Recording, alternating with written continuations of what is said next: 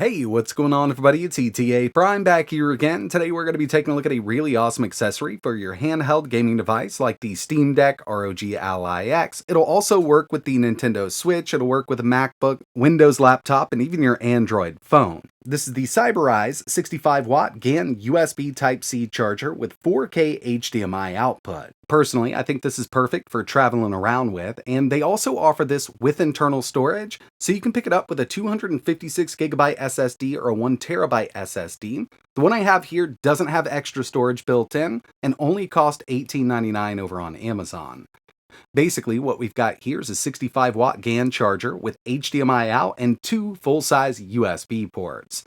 Inside of the box, get a nice little carrying case here. A couple extra rubber bands to kind of go around the unit. You can change the color from black, white, or orange, and we've got our USB Type-C cable here. Now, one thing I was kind of hoping for with the cheaper version here was the ability to kind of get in here and install an SSD, maybe like a 2230, but unfortunately I can't find a way into this without kind of ripping it apart.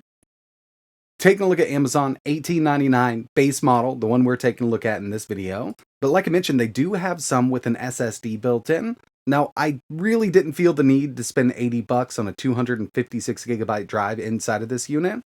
And there's not a ton of information about what SSD they're using. They say up to 400 megabytes, which I mean isn't bad for what you got here. But the last one they have here is 139. Looks like it only comes in that white variant, and it's got a 1TB drive installed. So I mean, it's really up to you. I've got plenty of extra drives, so I just went with the base model at $19. Taking a look at the I/O, up top, USB Type-C, 65-watt out, two full-size USB ports, and these seem to be running at 3.0 speeds, and we've got a full-size HDMI port. The very first thing I wanted to test here was just make sure this is putting out 65 watts. So what I've got here is my 100-watt power brick. I've also got our watt meter here.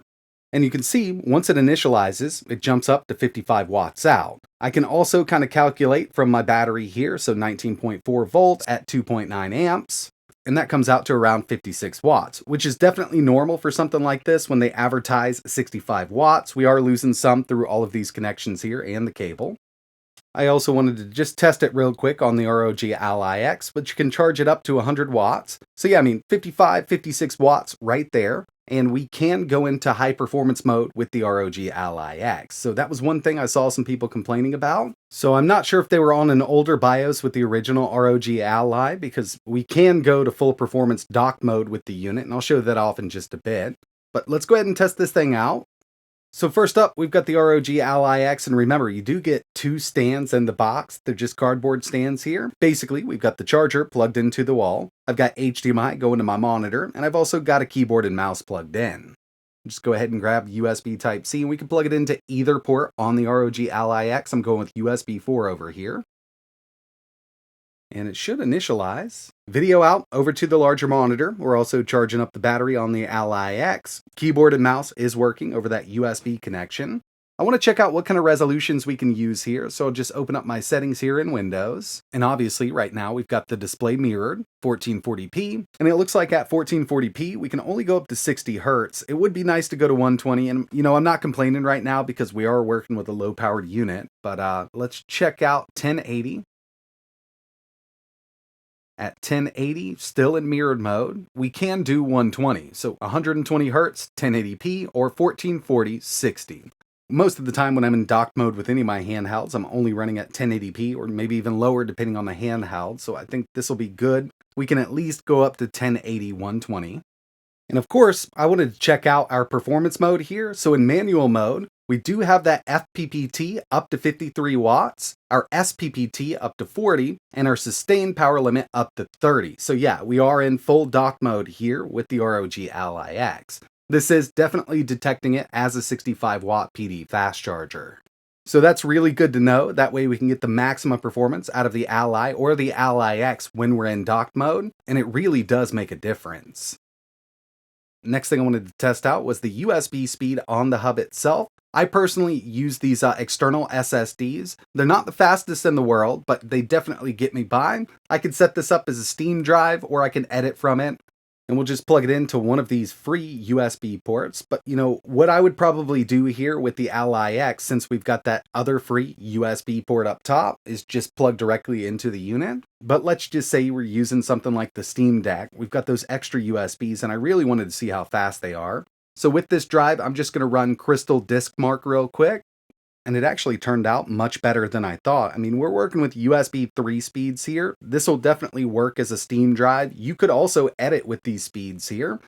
The drive is a bit faster than this when it's plugged in over a true USB Type-C 3.2 connection. But yeah, I mean, this will definitely work out just fine, given that we've got those extra USBs on the hub.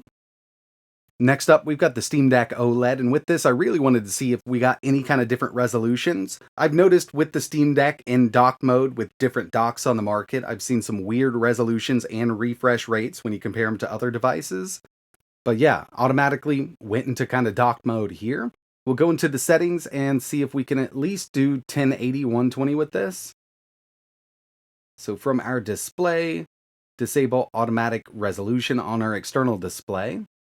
It automatically went to 1440p 60, so opening up our menu here, yeah, that's basically what we can do, 1440p 60 or 1080 120 and anywhere in between. Given the kind of performance the Steam Deck can put out, that's plenty of resolution for this device in dock mode.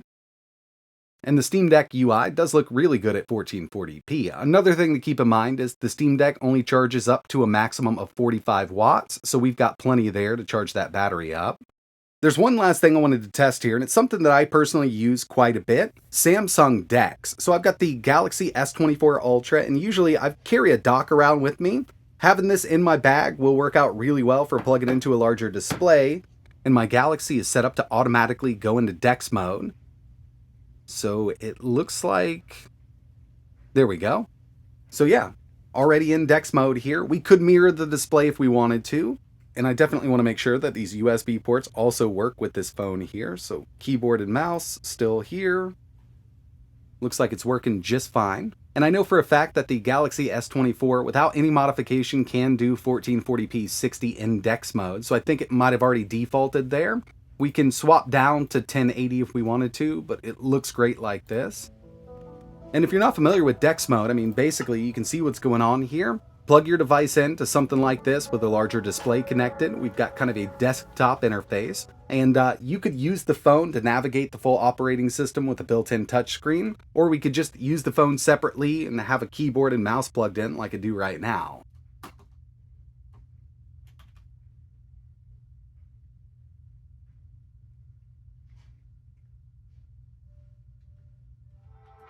Overall, this little adapter works great with all of the devices I've tested so far, and usually I do carry a dock with me or even a USB hub. I think that this is really great because we've already got that charger built in, and again, if you wanted to pick one up with internal storage you could, but it's going to be a bit more pricier.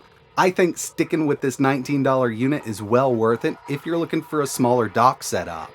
But that's going to wrap it up for this one. If you're interested in picking one of these up, I'll leave some links down below. And if you do end up picking the one up with the internal storage, run a speed test on it and let us know how fast it is in the comments below. But that's it for this one. Like always, thanks for watching.